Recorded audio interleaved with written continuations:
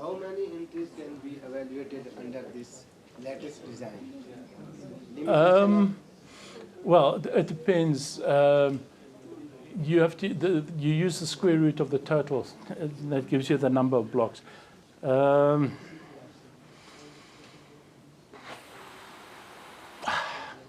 It's a good question. It depends on the variation. Generally, I'd say a relatively small number. Probably, if you use 100, that's 10 by 10. That's sort of pushing the limit a bit, maybe. I normally only use it. Actually, I very seldom use the lattice design myself. So I'd be guessing a bit. How many do you use? Any idea? You use? Who uses lattice designs? How many entries do you put in? How many do you put in? Well, I would use a 10 by 10 simple lattice, which means 2 replicates. Yeah, but that's... It was a preliminary screening trial, so I was looking to evaluate more entries with relatively less precision in the best design I could. But that's relatively small number. Yeah. Yeah, I think it's generally for smaller numbers. So, I mean, even 20 or 30 maybe. 40? 40? 40? Yeah, there's a little bit of subjectivity here, in terms of the number. But it wouldn't be 150 or 200 or 300 lines. Then you'd use a different design, probably something like an augmented design or something else like that. Where you're going to cut down on the number of replicates and increase the number of lines. Yeah. I have seen CIMIT putting 50,000 jumblers in the lattice. Single operation, single experiment. Yeah, but not in the lattice design. Yeah. Objectives were different. Yeah. Those were gene bank materials. Yeah, it's probably then something like that where you've got standards in, so you work on the variation in the standards as opposed to the total variation. Now, just very quickly, what you can do is in the first analysis that I did for the lattice design, it was one-way variation. It was variation over the blocks. Now, you can split your variation or variance for rows as well. And you can then work out or put your data in columns and rows, and then your reps, and then your measure. Okay. And you can take that to GenStat, and I'm just going to clear this. Just to get rid of anything that might be stuck in the system.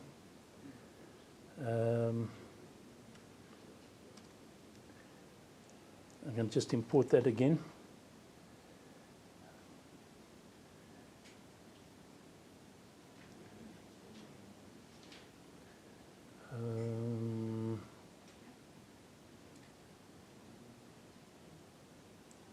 Okay. And you can go back to the stats. You can go back to analysis of variance. And you'll see in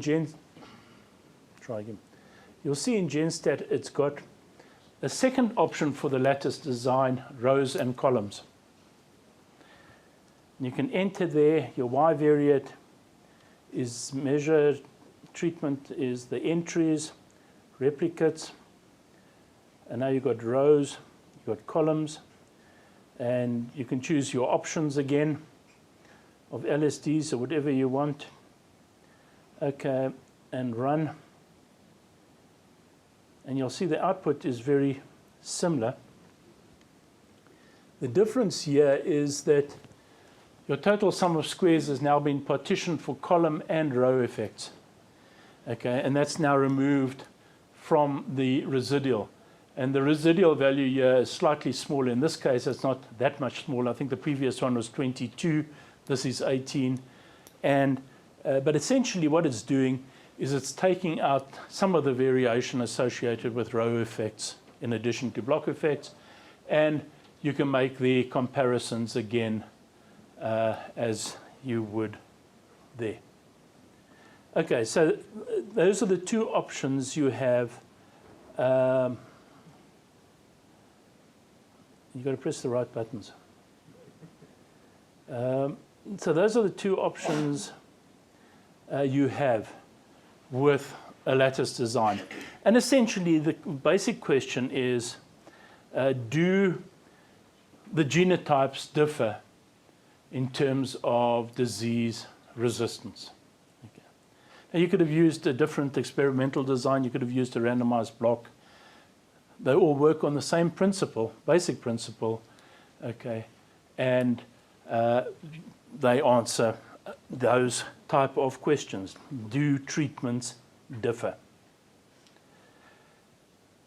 Now just very quickly, using GenStat again, earlier you heard about the fungicides and the varieties from our two gentlemen here, and they explained how they did the trial, and while they were doing that I quickly put some data into a spreadsheet just to show you how you would analyze a split plot design using GenStat. Now the question then is, do the fungicides differ in terms of disease control? Do the varieties differ in terms of response to the fungicides? And in this case I have yield. So I'm going to cut and paste again. What did we do in the days before cut and paste? We had to, and again, this kind of analysis I would do in GenStat. You could use some of the others, but GenStat is so menu-driven that it takes you 2 seconds to actually do the analysis. So I'm back at analysis of variance. Okay, and you'll see there's an option for a split plot design, and there's also an option for a split plot design and various others. In this case, it's the split plot design. Okay, the Y variate is yield. The treatment structure, now here you need to put in the interactions that you want to test. So obviously I want to know what the fungicide effect is. And I want to know what the variety effect is. And I want to know what the interaction effect is. Okay. There are my blocks, which are actually reps on this spreadsheet. The whole plot factor is fungicide. The subplot factor is variety. Options, I wanted to give me LSDs and means. And I say OK, and I press the button. And I have an output, I hope. Okay. And this is very similar to the partitioning that we saw earlier. Okay, so there's my rep variation, there's my fungicides. Now what you'll find is that the split plot, as I said the other day, gives you two residuals. It gives you your main effects and your subplot or your interaction residuals. You can then have a look at your fungicide effects. Okay, fungicides are not significant in this case. The variety is highly significant in that case, but the interaction is significant. So fungicide as a main effect is not significant, but the interaction is significant in this data set that I have. I've gone too far. It's a problem of not having a mouse.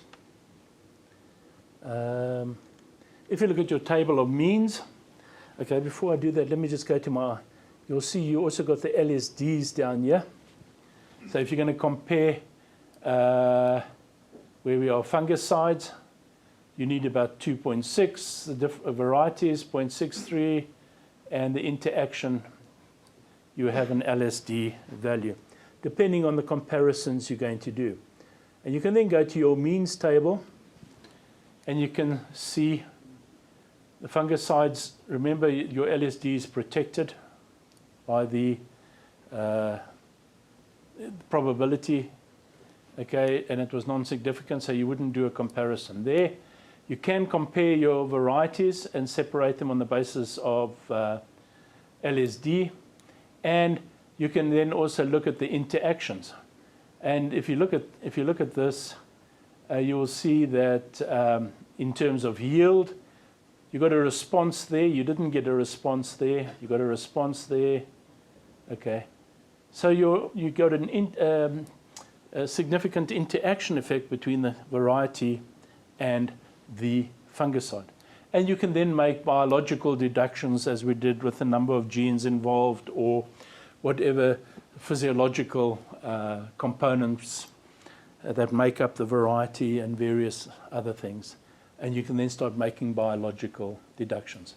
So in other words, to do this kind of analysis, if you've got software like GenStat, takes you a couple of minutes, and it's very easy then to interpret interactions, variety effects, fungicide effects, or any other effect that you want to evaluate.